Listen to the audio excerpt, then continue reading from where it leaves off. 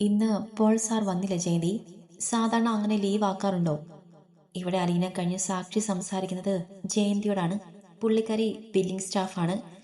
Sir വരില്ലെന്ന് അങ്ങനെ നേരത്തെ ഞങ്ങൾ അറിയാറില്ല. എന്തെങ്കിലും ആവശ്യമുണ്ടെങ്കിൽ മെയിൽ ചെയ്തിടും, സാർ നോക്കിക്കോളും. നേരത്തെ ഒരു പുഞ്ചിരിയോടെ ജയന്തി പറഞ്ഞു. ചേ, വിളിച്ചിട്ട് ഫോൺ സ്വിച്ച് ഓഫ് ആണല്ലോ. ആലോചനയുടെ സാക്ഷി അവളെ സീറ്റിൽ പോയിരുന്ന സിസ്റ്റം ഓണാക്കി. ഇനിയിപ്പോ ആള് എവിടെ പോയതെന്ന് ആരോട് ചോദിക്കും? അലീനെ ഒന്ന് വിളിച്ചു ചോദിച്ചാലോ, എന്തെങ്കിലും അറിയുമോന്ന്? ഫോൺ കയ്യിലെടുത്ത് ആലോചനയുടെ ചേലേക്ക് ചാരിയിരുന്നു സാക്ഷി. അലീന, ഞാൻ തന്ന സാധനം കൃത്യമായി നീ അവൾക്ക് കൊടുക്കുന്നില്ലേ? മനസ്സൊന്ന് ശാന്തമായപ്പോൾ അവൾ നിന്ന് അടർന്നു മാറിക്കൊണ്ട് പോൾ തിരക്കി. പിന്നെ കൊടുക്കാതെ, കൃത്യമായി തന്നെ ഞാൻ എല്ലാ ദിവസവും ജ്യൂസിൽ ചേർത്ത് കൊടുക്കുന്നുണ്ട്. ഞാൻ കൊടുക്കുന്നത് ഇഷ്ടത്തോടെ കുടിക്കുന്നുമുണ്ട് അവൾ. ഇന്നലെ അല്പം താമസിച്ചപ്പോൾ ഇന്ന് ജ്യൂസ് ഇല്ലെന്ന് എങ്ങോട്ട് വന്ന് ചോദിച്ചു.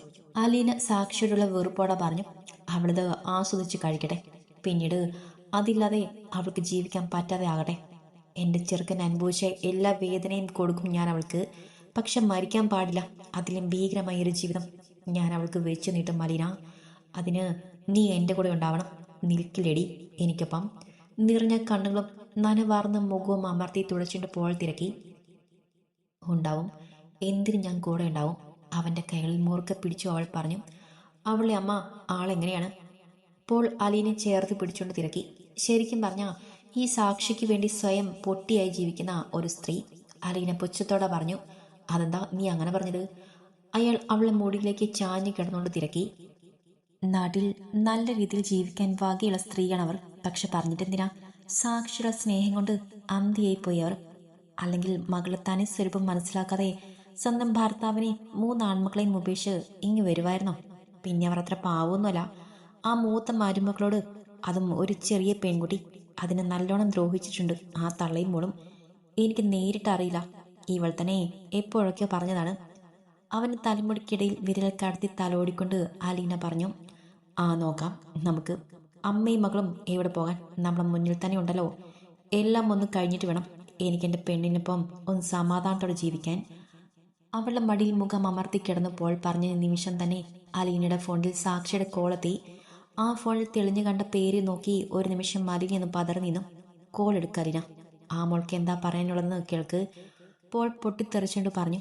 അലീന പെട്ടെന്ന് ഫോണുമായി പുറത്തെ ബാൽക്കണിയിൽ ഇറങ്ങി നിന്നു. വിടില്ല, വിടില്ല സാക്ഷി. നിന്നെ ഞാൻ ഓരോ നിമിഷവും നീ അനുഭവിക്കാൻ കിടക്കുന്നതേയുള്ളൂ. അനുഭവിപ്പിക്കും ഞാൻ നിന്നെ. മരിച്ചു പോയെങ്കിലെന്ന് നീ ആഗ്രഹിക്കും. കൈകൾ മുറുക്കി സോഫയിൽ ഇടിച്ചുകൊണ്ട് പകിട മുരണ്ടുപോൾ. എന്താടി, എന്തിനാ പന്നമോൾ വിളിച്ചത്? വെറുപ്പോടെ പകിയോടപ്പോൾ അകത്തേക്ക് കയറി വന്ന അലീനയോട് തിരക്കി. ജോണിച്ചൻ എന്താ ഇന്ന് അങ്ങോട്ട് ചെല്ലാത്തതെന്ന് എനിക്കറിയാമോ എന്ന് തിരക്കി വിളിച്ചതാണ്. എന്നിട്ട് അതിന് നീ എന്തു പറഞ്ഞു? സോഫയുടെ ഹെഡ് റെസ്റ്റിൽ ചാരി ഇരുന്നുകൊണ്ട് പോൾ തിരക്കി. എനിക്കറിയില്ലെന്ന് പറഞ്ഞു. അവന് അരികിലിരുന്നിട്ട് അലീന പറഞ്ഞു. അവൾക്ക് എന്താ വേണ്ടത്? എനിക്ക് എൻ്റെ എല്ലാ നിയന്ത്രണവും വിട്ടു നിൽക്കുവാണ്. കടുങ്കൈയൊന്നും ചെയ്യിക്കാതെ പോയാൽ അവൾക്ക് കൊള്ളാം. ഇല്ലെങ്കിൽ കടുത്ത ശോഭത്താൽ പോളിന്റെ കവിളുകൾ വിറച്ച് കണ്ണുകൾ ചുവന്ന് നിറഞ്ഞു. ജോണിച്ച, ഇനി ടെൻഷൻ ആവല്ലേ. ഡോക്ടർ പറഞ്ഞൊന്നും നിങ്ങൾ മറക്കരുത്. ഞാനിങ്ങനെ എന്തിനും കൂടെ നിൽക്കുന്നില്ലേ? ഒറ്റയ്ക്കല്ലല്ലോ, എപ്പോഴും ഞാൻ കൂടെയുണ്ട്. എനിക്ക് നിങ്ങളെ വേണം ജോണിച്ച. വിങ്ങി പൊട്ടിക്കൊണ്ട് പോളിന് നെഞ്ചിൽ മുഖം ചേർത്ത് കിടന്ന് പറഞ്ഞു അലീന. കരയല്ലേ? എൻ്റെ കൊച്ചിനെ ഓർത്തുള്ള വിഷമത്തിൽ എന്തൊക്കെയോ പറഞ്ഞതാണ്. പോട്ടെ, വിട്ടേക്ക്. അലീനെ പൊതിഞ്ഞു പിടിച്ചുകൊണ്ട് സോഫയിൽ ചാഞ്ഞിരുന്ന് കണ്ണുകൾ അടച്ചപ്പോൾ അപ്പോഴും ഒരു വെള്ളച്ചതി ഏറ്റുവാങ്ങി അകാലത്തിൽ പൊലിഞ്ഞുപോയ ആകെയുള്ള കൂടപ്പുറപ്പിനെ ഓർത്ത് ഒരിക്കലും ശാന്തമാകാത്ത വിധം ആ നെഞ്ചി പിടഞ്ഞുകൊണ്ടിരുന്നു. നീ ഇതുവരെ കഴിച്ചു കഴിഞ്ഞില്ലേ ഗൗരി? കുറെ നേരം ആയില്ലേ അതെടുത്ത് അങ്ങോട്ട് കഴിച്ചേ? കുളിയൊക്കെ കഴിഞ്ഞു വന്ന ഗൗരിക്ക് മുട്ട വേവിച്ചത് കഴിക്കാൻ കൊടുത്തിട്ട് അത് കഴിക്കാതെ ഇരിക്കുന്ന കണ്ട് ദീപ പറഞ്ഞു. എനിക്ക് വേണ്ട ചെറിയമ്മേ. മുഖം ചുളിച്ചുകൊണ്ട് ഗൗരി പറഞ്ഞു. വേണ്ടേ? അതെന്താ വേണ്ടാത്തേ? അങ്ങോട്ടെടുത്ത് കഴിച്ച ഗൗരി. ദീപ മുട്ട അവൾക്കടുത്തേക്ക് നീക്കി വെച്ചുകൊണ്ട് പറഞ്ഞു. എനിക്ക് വേണ്ട ചെറിയമ്മേ. അതിന്റെ മണം വന്നപ്പോൾ ഛർദ്ദിക്കാൻ വരുവാ. തേകെട്ടിക്കൊണ്ട് ഗൗരി വയറും താങ്ങി പിടിച്ച് എഴുന്നേറ്റു. എന്തു പറ്റി മോളെ? രാവിലെ വെങ്ങി തൊലിച്ചിട്ട 3-4 തേങ്ങ എടുത്ത് അകത്തേക്ക് കയറുമ്പോൾ മുഖവും ചുളുക്കി വയറും താങ്ങി പുറത്തേക്ക് വരുന്ന ഗൗരിയെ കണ്ട് സീത തിരക്കി. അവൾക്ക് ഛർദ്ദിക്കാൻ വരുന്നെന്ന് ഗൗരിക്ക് പിന്നാലെ വന്ന ദീപ പറഞ്ഞു. അതെന്താ ഇപ്പൊ കൊച്ചിന് ഛർദ്ദിക്കാൻ വരാൻ? തേങ്ങ സ്ലാബിലേക്ക് വെച്ചിട്ട് സീത അവർക്ക് പിന്നിലേക്ക് ഉമ്മറത്തേക്ക് ഇറങ്ങി. എന്താ ഗൗരി, എന്താ എൻ്റെ കുഞ്ഞിന് എന്തു പറ്റി? അടുക്കളപ്പുറത്തെ തിണ്ണയിലിരുന്ന് ഛർദ്ദിക്കുന്ന ഗൗരിയുടെ അടുത്തിരുന്ന് അവളെ ചേർത്തി പിടിച്ചുകൊണ്ട് സീത തിരക്കി. നീ കണ്ണ് നിറയ്ക്കല്ലേ സീതേ, ഇതൊക്കെ ഗർഭിണികൾക്ക് ഇടയ്ക്ക് ഉണ്ടാവുന്നതാണ്. ഗൗരിയുടെ പുറം ഒഴിഞ്ഞു കൊടുത്തുകൊണ്ട് ദീപ പറഞ്ഞു. ഇപ്പം പെട്ടെന്ന് എന്താ ഛർദ്ദിക്കാൻ? ഇതിപ്പോൾ ഡേറ്റ് അടുത്തിരിക്കുമ്പോൾ, അല്ലെങ്കിൽ 2-3 ദിവസം കൊണ്ട് ആകെ ഇത്തിരിയായി. അത് മുട്ടയുടെ മണം പിടിക്കാതെ ഛർദ്ദിച്ചതാണ്. അവൾക്കിപ്പോൾ വേറെ കുഴപ്പമൊന്നുമില്ല. ഗൗരിക്ക് വായ കഴുകാൻ വെള്ളം എടുത്തുകൊണ്ട് ദീപ പറഞ്ഞു. എൻ്റെ കുഞ്ഞിന് മുട്ട വേണ്ടൽ കഴിക്കണ്ട കേട്ടോ. വായ കഴുകിക്കഴിഞ്ഞ് സീതയുടെ തൊഴിൽ തളർന്ന് ചാഞ്ഞു കിടക്കുന്ന ഗൗരി തലോടിക്കൊണ്ട് അവർ പറഞ്ഞു. മുട്ട കഴിക്കാൻ എടുത്തതാണ് സീതമേ, പക്ഷെ പെട്ടെന്ന് എനിക്ക് വോമിറ്റ് ചെയ്യാൻ തോന്നി. ഇപ്പം കുഴപ്പമില്ല, ഒരാശ്വാസമൊക്കെ തോന്നുന്നുണ്ട്. ഗൗരി പതിയെ പറഞ്ഞു. എന്നാൽ അകത്തേക്ക് വയ്ക്കോ, മോൾ ഇത്തിരി നേരം പോയി കിടന്നോ. സീത അവൾ തലയിൽ തലോടിക്കൊണ്ട് പറഞ്ഞു. ഗൗരി മെല്ലെ മൂളിക്കൊണ്ട് എഴുന്നേറ്റ് അകത്തേക്ക് കയറി. ഞാൻ ആ കരിക്ക് പൊട്ടിച്ച കൊച്ചിന് ഇത്തിരി വെള്ളം കൊടുത്തിട്ട് ഇപ്പോൾ വരാൻ കേട്ട ദീപയെ.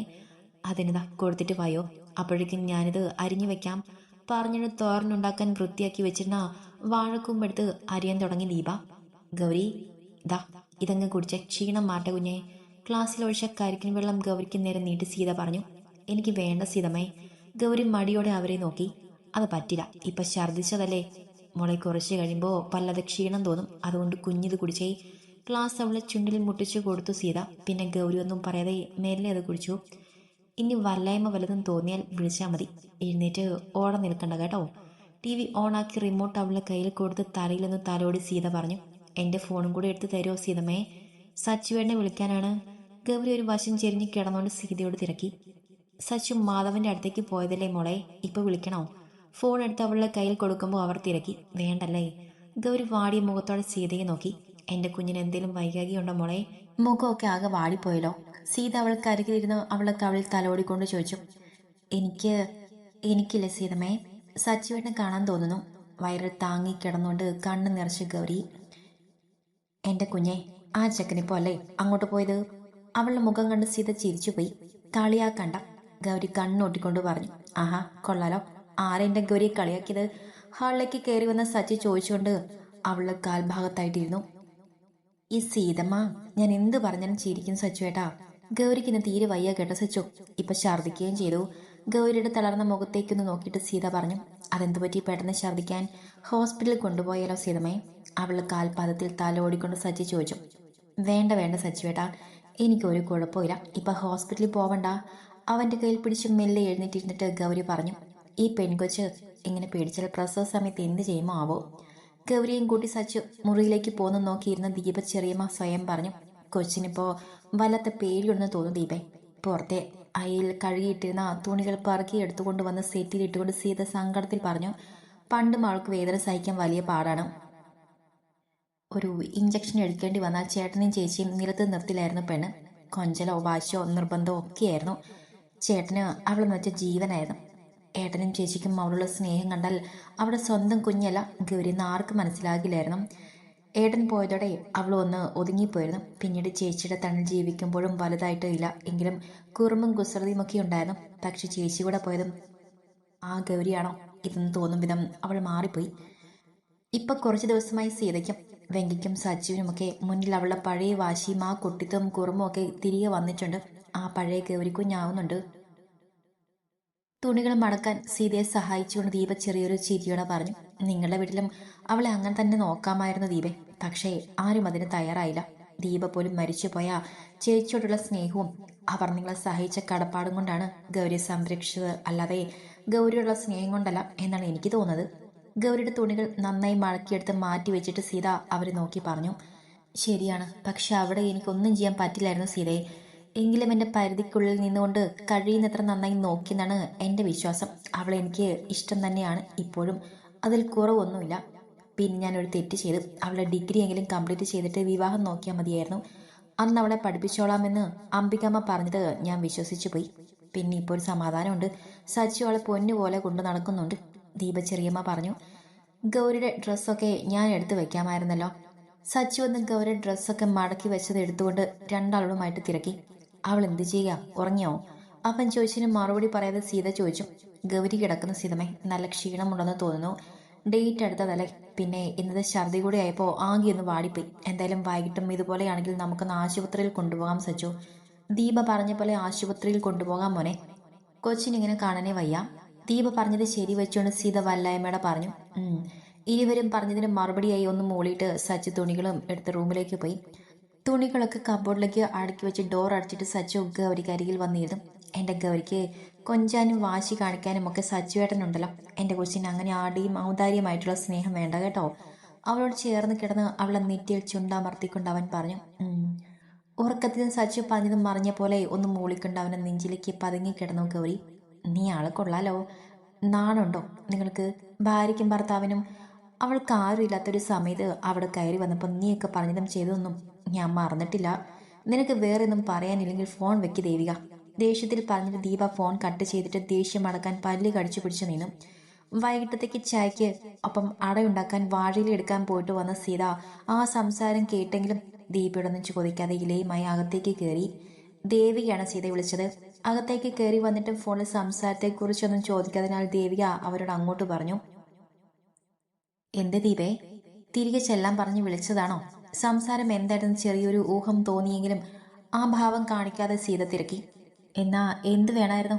ആ, ഇങ്ങനെയുണ്ട് ഓരോ ജന്മങ്ങൾ. സീത ഒന്നും അറിഞ്ഞില്ലെന്ന് തോന്നിയപ്പോൾ കൂടുതൽ പറയാതെ നിർത്തിക്കളഞ്ഞു ദീപ. ഇന്ന് ആവിൽ പുഴുങ്ങുന്ന അടയാണോ അതോ ഓട്ടടയാണോ സീത ഉണ്ടാക്കാൻ പോകുന്നത്? ഗൗരിക്ക് കൂടുതൽ ഇഷ്ടം ഓട്ടടയാണ് ദീപേ. അപ്പം അതുണ്ടാക്കാം. സീത ഇലയിൽ മാവ് പരത്തിയെടുത്ത് അതിൽ ശർക്കരയും തേങ്ങയും വെച്ച് ഇല മടക്കി വെച്ചുകൊണ്ട് പറഞ്ഞു. പവിയെ കൊണ്ടുപോയി ആക്കിയിട്ട് വെങ്കി ഇന്ന് തന്നെ തിരികെ വരില്ലേ സീതയെ? ഇന്ന് വരില്ല ദീപേ.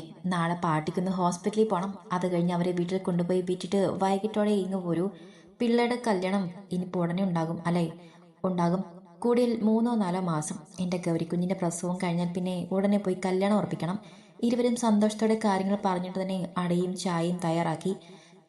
പിള്ളേര് ഇതുവരെയും എഴുന്നേറ്റില്ലല്ലോ. വിളിക്കണോ സീത അവരെ? അടുക്കളൊക്കെ ഒതുക്കി വരുമ്പോൾ ദീപ തിരക്കി. 4 മണിയല്ലേ ദീപയായുള്ളൂ. ഇത്തിരി കൂടെ നോക്കാം. സെറ്റിലേക്ക് വന്ന് എഴുന്നിട്ട് സീത പറഞ്ഞു. ഇന്നിപ്പോൾ ഗൗരിക്ക് കുഴപ്പമൊന്നുമില്ലെങ്കിൽ ഞാൻ നാളെ രാവിലെ വീട് വരെ ഒന്ന് പോകും കേട്ടോ സീതയെ. സീതയുടെ അടുത്ത് വന്നിരുന്ന് ദീപ ചെറിയമ്മ പറഞ്ഞു. അതെന്ത് പറ്റി ദീപേ? ഉടനെ പോകുന്നില്ല. ഗൗരിയുടെ പ്രസവമൊക്കെ കഴിഞ്ഞ് പോകുന്നുള്ളൂ എന്ന് പറഞ്ഞതല്ലേ? ഒരു ചെറിയ കാര്യമുണ്ട് സീതേ. ഞാൻ പോയിട്ട് മറ്റന്നാൾ രാവിലെ ഇങ്ങ് വന്നേക്കാം. ഇപ്പോൾ എന്താ പെട്ടെന്ന് അവിടെ ആർക്കെങ്കിലും എന്തെങ്കിലും വയ്യേക്കോ മറ്റോ ഉണ്ടോ? ആർദ്ര വിളിച്ചിട്ട് ഒന്നും പറഞ്ഞതുമില്ല. ഏയ്, അവിടെ ആർക്കും കുഴപ്പമൊന്നുമില്ല സീതേ. എനിക്ക് പോകേണ്ട ഒരു അത്യാവശ്യം ഉണ്ടെന്നേ, അതുകൊണ്ടാണ്. ചെറിയമ്മ എവിടെ പോവാ? മേലൊക്കെ കുളിച്ച് തലമുടിയൊക്കെ പിന്നിക്കെട്ടി പൊട്ടക്കത്തോട് സുന്ദരിയായി സച്ചുവിനൊപ്പം ഹാളിലേക്ക് ഇറങ്ങി വന്ന ഗൗരി ചോദിച്ചു. വീട് വരെ ഒന്ന് പോണം മോളെ. നാളെ രാവിലെ പോയിട്ട് മറ്റന്നാൾ ഇങ്ങ് വരാം. ഇതിനിടെ എന്തെങ്കിലും അത്യാവശ്യം ഉണ്ടായാൽ എന്നെ വിളിച്ചാൽ മതി കേട്ടോ. സെറ്റിൽ വന്നിരുന്ന ഗൗരിയും സച്ചുവിനെ നോക്കി ദീപ പറഞ്ഞു. ഇപ്പം എന്താ ചെറിയമ്മ പെട്ടെന്ന് പോകാൻ? അവിടെ എന്തെങ്കിലും ആവശ്യമുണ്ടോ? സീത ടീപ്പോയിൽ കൊണ്ടുവച്ച ചായ കയ്യിലെടുത്തുകൊണ്ട് സച്ചു ചോദിച്ചു. എനിക്ക് അവിടെ 1-2 പേരെ കാണേണ്ട ഒരാവശ്യമുണ്ട് സച്ചു. ആവശ്യം എന്നാൽ അത്യാവശ്യം എന്നാ പറയേണ്ടത്. കടുത്ത മുഖത്തോടെ ദീപ പറഞ്ഞതും സച്ചു മുഖം തിരിച്ച് സീതയെ നോക്കി. കൂടുതലൊന്നും ചോദിക്കണ്ടെന്ന പോലെ സീത അവനെ നോക്കി തലയാട്ടി. അമ്മയോ? അമ്മ ഇതെന്താ പെട്ടെന്ന് ഇങ്ങി പോകുന്നത്? അവിടെ ഗൗരിക്ക് കുഴപ്പമൊന്നുമില്ലല്ലോ അല്ലേ? പിന്നാമ്പുറത്ത് തുണി കഴുകിക്കൊണ്ട് നിൽക്കുമ്പോഴാണ് ഗേറ്റ് തുറക്കുന്ന ശബ്ദം ആർദ്ര കേട്ടത്. വന്ന് നോക്കുമ്പോൾ ദീപ പെട്ടെന്ന് എന്തോന്ന് ഓർത്തുപോയി. അതാണ് വെപ്രാളത്തോടെ നിർത്താതെയുള്ള ചോദ്യം. ഞാനൊന്ന് വീട്ടിലേക്ക് കയറട്ടെ ആരോ? അത് കഴിഞ്ഞു പോരെ നിന്റെ ചോദ്യത്തിനുള്ള മറുപടി? ഉടുത്തിരുന്ന കോട്ടൺ സാരിയുടെ തുമ്പുകൊണ്ട് കഴുത്തും മുഖവും തുടച്ചിട്ട് ദീപ പറഞ്ഞു. എന്നാ അമ്മ അങ്ങോട്ടിരുന്നു, ഞാൻ ചെന്ന് കുടിക്കാൻ എന്തെങ്കിലും എടുത്തോണ്ട് വരാം. സോപ്പ് വെള്ളം പുരണ്ട കൈ ഇട്ടിരുന്ന ചുരിദാർ ടോപ്പിൽ തുടച്ചിട്ട് ആർദ്ര അടുക്കളയിലേക്ക് പോയി. ഈ സമയം ദീപയുടെ വർത്തമാനം കേട്ടിട്ട് പുറത്തേക്ക് വന്ന് അവരെ ഫേസ് ചെയ്യാൻ മടിച്ച് ഒരു പരുങ്ങലോടെ മുറിക്കുള്ളിൽ തന്നെ ഇരിപ്പുണ്ടായിരുന്നു ദേവിക. അമ്മ ഇത് കുടിക്ക്, ഞാൻ പോയി ബാക്കി തുണികൾ കൂടെ കഴുകി വിരിച്ചിട്ടിട്ട് വരാം. നാരങ്ങ വെള്ളം ദീപയുടെ കയ്യിലേക്ക് കൊടുത്തിട്ട് ആർദ്ര പറഞ്ഞു. ദീപയൊന്ന് മൂളിയിട്ട് ദേവികയുടെ മുറിയുടെ അടഞ്ഞ വാതിലേക്കൊന്ന് നോക്കി. സാവധാനം വെള്ളം കുടിച്ചുകൊണ്ട് തന്നെ ദേവികയുടെ ആ മുറിവാതിൽ കാണത്തക്ക വിധത്തിൽ ദീപ ഇരുന്നെങ്കിലും എപ്പോഴെങ്കിലും അതിൽ നിന്ന് പുറത്തേക്ക് വരുമല്ലോ എന്നോർത്തുകൊണ്ട് അമ്മ ഇവിടെ തന്നെ? തുണി കഴുകിയിട്ട് കയറി വന്ന ആർദ്ര ചോദിച്ചു തീരുമന്നെ ചുണ്ടിൽ വിരൽ വെച്ച് ശബ്ദമുണ്ടാക്കരുതെന്ന് ആംഗ്യം കാണിച്ചു ദീപ. എന്താ എന്താ അമ്മേ പ്രശ്നം? അടക്കിയ ശബ്ദത്തിൽ ആർദ്ര തിരക്കി. പറയാം, ആദ്യം മരണും അമലും വരട്ടെ. രണ്ടിനെയും ഉച്ചയ്ക്കെത്താൻ ഞാൻ പറഞ്ഞിട്ടുണ്ട്. കെട്ടിയോൻ വരുമ്പോഴെങ്കിലും അവളും പുറത്തിറങ്ങുമല്ലോ. അവർ ആർദ്രയോട് പതിയെ പറഞ്ഞിട്ട് മെല്ലെ അവിടെ നിന്നും എഴുന്നേറ്റു. എന്തോ കാര്യമായ പ്രശ്നമുണ്ടെന്ന് മനസ്സിലായ ആർദ്ര പിന്നൊന്നും ചോദിച്ചില്ല.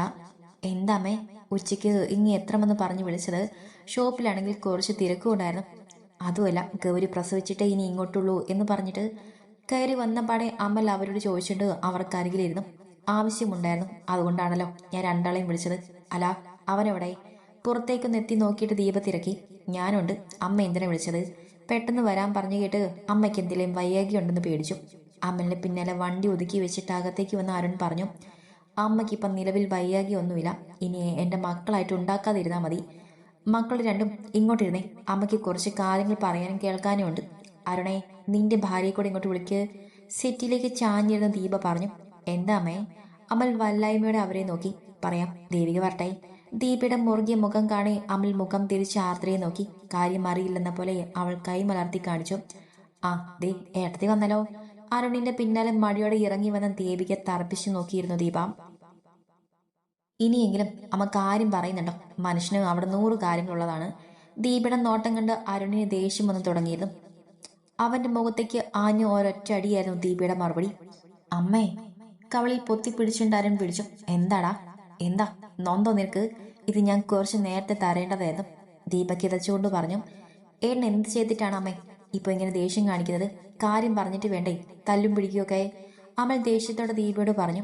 ഇവനറിയാം ഞാൻ എന്തിനാ തല്ലിയതെന്ന്. ദീപ മക്കളെ തുറച്ചു നോക്കിക്കൊണ്ട് വീണ്ടും കൈ ഓങ്ങി. അമ്മേ, എന്താ ഇത്? കാര്യം പറഞ്ഞിട്ട് കൈ നീട്ടാം. ആർദ്ര ദീപയുടെ കയ്യിൽ പിടിച്ചുകൊണ്ട് ചോദിച്ചു. ഇവൻ ദേ, ഈ നാണം കെട്ടവന് ഞാൻ ഗൗരിയെ കൊണ്ട് സച്ചിന്റെ കയ്യിൽ നിന്ന് പൈസ വാങ്ങിക്കൊടുക്കാൻ. ദീപ അരുണിനെ പിടിച്ച് തള്ളിക്കൊണ്ട് പറഞ്ഞു. അത് അമ്മയോട് ഞാൻ എപ്പോ പറഞ്ഞു? ചോദ്യത്തോടൊപ്പം തന്റെ പിന്നിൽ നിൽക്കുന്ന ദേവികെന്ന് നോക്കിപ്പോയി അരുൺ. പിന്നെ പിന്നെ നീ പറയാതെയാണോടാ ഇന്നലെ ഇവള് വിളിച്ച് സച്ചുമോനോട് സഹായിക്കാൻ പറയാൻ എന്നെ ചട്ടം കെട്ടിയത്? ദീപ പറയുന്ന കേട്ട് അമലും ആർദ്രയും മന്ദം വിട്ട് നിന്നുപോയി. എന്താ ഏട്ടാ ഇതൊക്കെ? ഏട്ടൻ എന്തിനാ അങ്ങനെ കാശ് ചോദിച്ചത്? മോശമല്ലേ? അമൽ വല്ലായ്മയോടെ തിരക്കി. എന്ത് മോശം? അരുവിന്റെ സീതമ്മ ഗൗരിയും സച്ചിനെയും ചുറ്റിപ്പറ്റി നിൽക്കുന്നത് കൊണ്ട് നിങ്ങൾക്ക് എന്ത് സഹായവും അവർ അറിഞ്ഞു ചെയ്യും. അതുപോലെയാണോ ഞങ്ങൾക്ക്? അതുകൊണ്ടാണ് ഞാൻ അമ്മയോട് പറഞ്ഞത്. അല്ലെങ്കിലും ഞങ്ങളെ സഹായിക്കാനുള്ള ബാധ്യത ഗൗരിക്കുണ്ട്. യാതൊരു ഉളുപ്പുമില്ലാതെ ദേവിക പറഞ്ഞു. എന്തോ? എങ്ങനെ? അത് ഏതു വഴി വന്ന ബാധ്യതയെന്ന് എനിക്ക് മനസ്സിലായില്ല. ഒന്ന് വ്യക്തമായി പറഞ്ഞേ. കൈകെട്ടി ദേവിക്ക് മുന്നിൽ നിന്ന് ദീപ ചോദിച്ചു. ഈ വീട്ടിലെ ഉപ്പും ചോറും തിന്നലേ അവൾ ജീവിച്ചത്. അതുപോലെ അമ്മയുടെ ഈ 2 മക്കൾ കിട്ടേണ്ട വക കൂടെ എടുത്തല്ലേ അവൾ ഇത്രയും വലിയ വീട്ടിൽ കെട്ടിച്ചു വിട്ടത്. അപ്പോ ഞങ്ങളെന്ന് സഹായിച്ചെന്നും പറഞ്ഞു അവർക്ക് നഷ്ടമൊന്നും ഉണ്ടാവില്ല. ദേവിക പുച്ഛത്തോടെ ദേവിയോട് പറഞ്ഞു. ആണോടാ? നിനക്കൊക്കെ അവകാശപ്പെട്ട നിന്റെയൊക്കെ അമ്മയായ എന്റെയോ നിങ്ങളുടെ അപ്പന്റെയോ എന്തു വകയാടാ ഞാൻ ആ കൊച്ചിന് കൊടുത്തത്? പിന്നെ ഉപ്പും ചോറും തിന്ന കണക്ക് അതിന് നീ പ്രസവിച്ചു വന്നപ്പോ നിന്റെ അടിവസ്ത്രം ഉൾപ്പെടെ നീ അവളെ കൊണ്ട് അലക്കിച്ചിട്ടുണ്ട്. അത് ആ കണക്കിൽ പെടുത്തിയാലും അങ്ങോട്ട് കൊടുക്കാനേ ഉണ്ടാകൂ. അമലിനെയും അരുണിനെയും മാറി മാറി നോക്കിയിട്ട് പല്ല് കടിച്ചുണ്ട ദേവികയോട് പറഞ്ഞു ദീപ. ഇവിടുന്ന് അവൾക്കൊന്നും കൊടുത്തിട്ടില്ല ഏട്ടത്തി. വല്യമ്മ വാങ്ങിക്കൊടുത്തിരുന്ന 3-4 പവൻ സ്വർണം മാത്രമേ അവൾക്കുണ്ടായിരുന്നുള്ളൂ. ബാക്കിയൊക്കെ അളിയന്റെ അവിടുന്ന് കൊണ്ടുവന്നിട്ട് കെട്ടിയതാണ്. അമൽ ഗൗരിയുടെ കല്യാണ ദിവസത്തെ ഓർമ്മയിൽ പറഞ്ഞു. അമലേട്ടന് വേറെ പണിയില്ലേ ഇതൊക്കെ പറഞ്ഞ് ഇവരെ ബോധ്യപ്പെടുത്താൻ? ഇതൊന്നും ഇവർക്കറിയാത്തതാണോ? കല്യാണത്തിന് ഇവരുണ്ടായിരുന്നതല്ലേ. അന്ന് മൂക്കുമുട്ടത്തിന്ന സദ്യ പോലും ഇന്ത്യവരത്തിലെ ചിലവായിരുന്നു. ആർദ്ര വല്ലാത്ത ദേഷ്യത്തോടെ പറഞ്ഞു. നിനക്കെന്താ ഇത്രയ്ക്ക് പൊള്ളാൻ? നിന്നോടല്ലല്ലോ ചോദിച്ചത്. ഗൗരി ഇപ്പം ഞങ്ങൾക്കൊരു 5 ലക്ഷം രൂപ തന്ന് സഹായിച്ചാൽ ബിസിനസ് പച്ച പിടിക്കുമ്പോൾ തിരികെ കൊടുക്കും. അല്ലാതെ ചുമ്മാ ആരും ഒന്നും തരണ്ട. അമ്മ പറഞ്ഞാൽ അവള് സച്ചിനോട് പറഞ്ഞു വാങ്ങിത്തരും. ദേവിക വീണ്ടും പറഞ്ഞു. വിളിച്ചോണ്ട് പോടാ ഈ നാണം കേട്ടവളെ. ഇവളെ കാണുമ്പോൾ തന്നെ അറയ്ക്കുന്നു. ദേവികയിൽ നിന്ന് മുഖം വെട്ടി തിരിച്ചുകൊണ്ട് ദീപ പറഞ്ഞു. അമ്മേ, ഞാൻ അറിഞ്ഞിട്ടല്ല. അവൾ അമ്മ ഇന്നലെ വിളിച്ചത്. അരുൺ അവിടെ കയ്യിൽ പിടിച്ചുകൊണ്ട് പറയാൻ ശ്രമിച്ചു. വിടടാ എന്റെ കയ്യ്. ഇനിയെങ്കിലും നീ ഒരു മനുഷ്യനായി ജീവിക്കാൻ നോക്കടാ. അരുണിന്റെ കൈ തട്ടി മാറ്റി ദീപ പറഞ്ഞു. അരുൺ ആവട്ടെ ആരെയും നോക്കാതെ പുറത്തേക്ക് ഇറങ്ങിപ്പോയി. അന്ന് ഗൗരി ഒരാശ്രയവുമില്ലാതെ ഇവിടെ ഞാൻ കൂട്ടിക്കൊണ്ടു വന്നപ്പോ എന്റെ 2 മക്കളും നീയും ആ പെങ്കുച്ചിനെ പറഞ്ഞതൊന്നും ഞാൻ മറന്നിട്ടില്ല ദേവികെ. ഗൗരി ഒട്ടും മറന്നിട്ടുണ്ടാവില്ല. ദേവികയുടെ മുഖത്ത് നോക്കാതെ പറഞ്ഞിട്ട് തന്റെ മുറിയിലേക്ക് കയറി വാതിൽ വലിച്ചടച്ചു ദീപ.